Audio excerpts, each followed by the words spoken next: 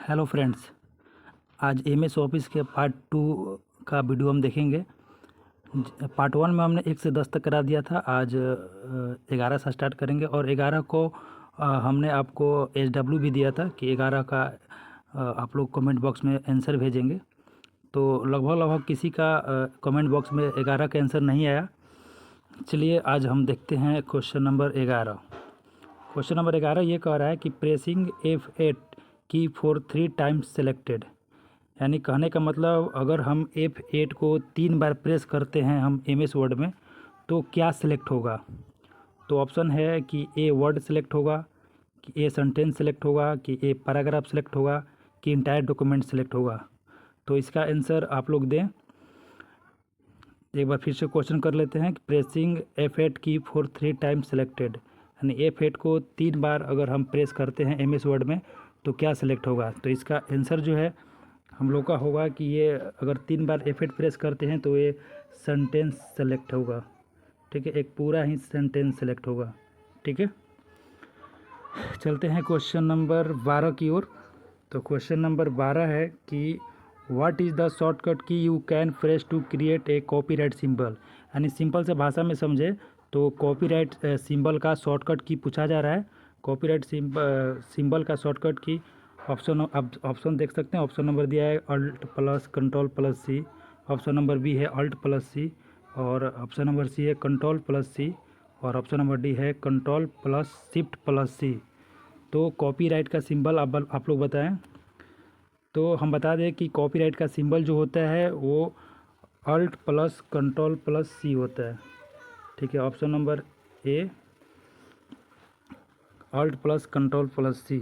ठीक है, चलते हैं अगले क्वेश्चन की ओर। Question number 12। क्वेश्चन नंबर 12 जो है हम लोग का ये कह रहा है कि what is the smallest and largest font size available in font size tool on formatting tool bar, यानी फॉर्मेटिंग टूल बार में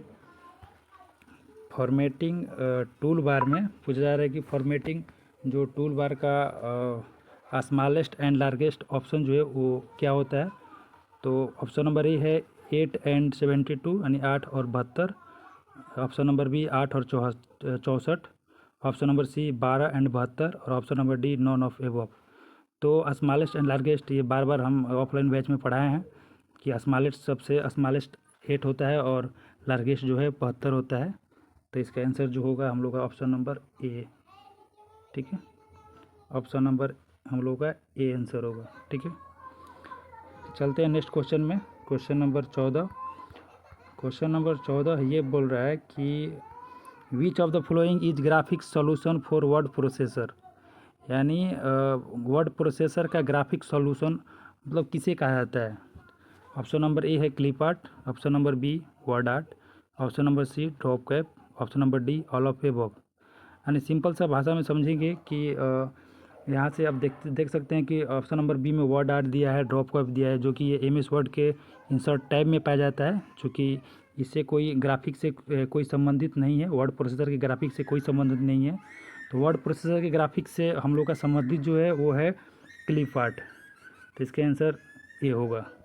ठीक है, चलते हैं क्वेश्चन नंबर 14 की ओर। क्वेश्चन नंबर 14 ये कह रहा है कि the key stroke control plus आई, यानी सिंपल सा बात कि कंट्रोल प्लस आई यानी किसका शॉर्टकट की होता है। तो ये तो एक सिंपल सा है, बहुत बार पढ़े हैं। कंट्रोल प्लस आई इटैलिक का शॉर्टकट की होता है।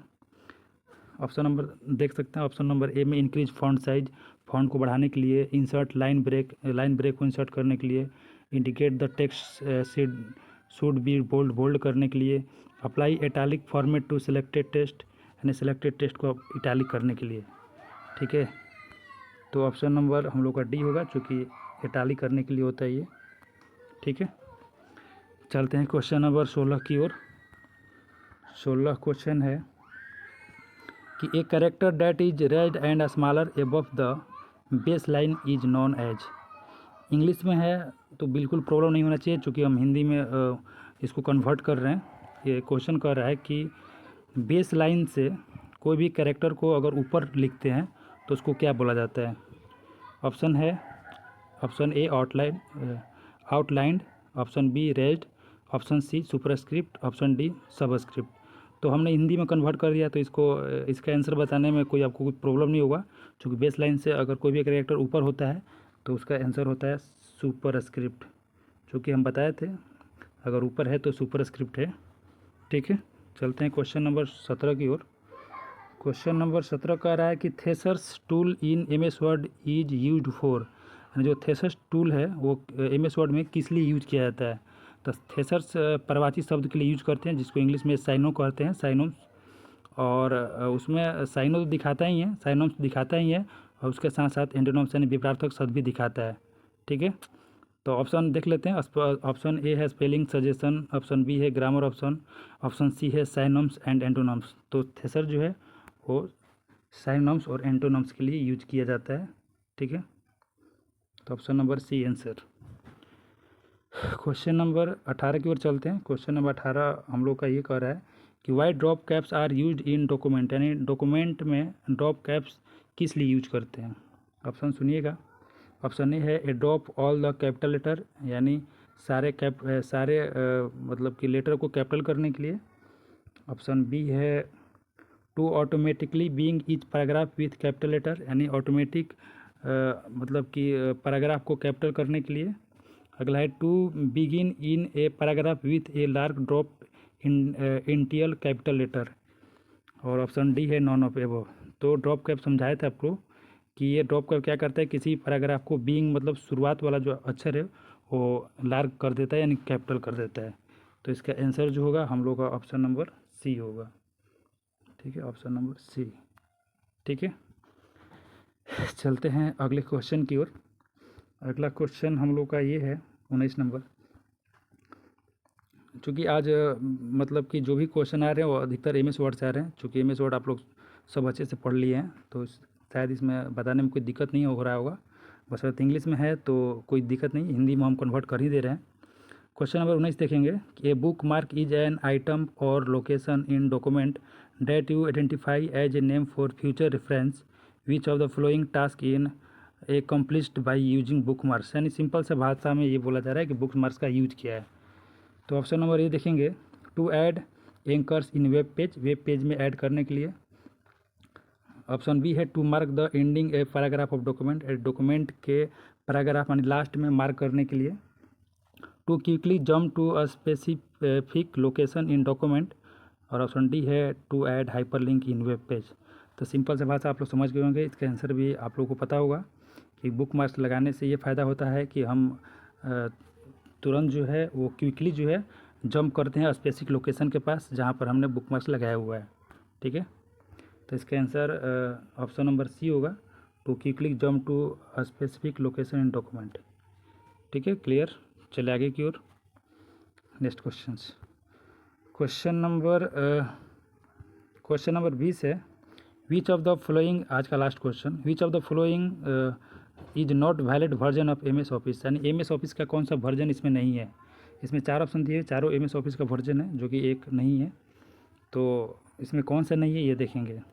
तो पहला ऑप्शन है ऑफिस XP, बी है ऑफिस विस्टा, सी है ऑफिस 2007 और डी है नैनो ऑफ एबव, यानी इनमें से कोई नहीं।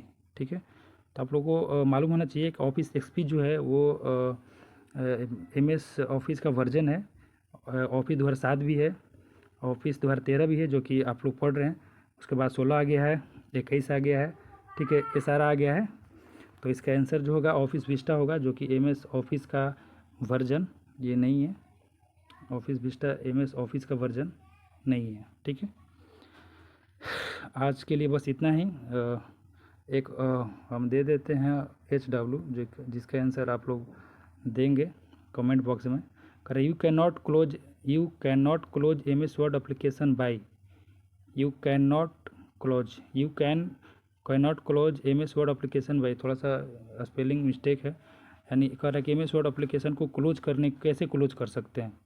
तो ऑप्शन दिया है choosing file menu, then exiting submenu, press Alt+ F4, click X button on title bar, from file menu choose close सब मेनू।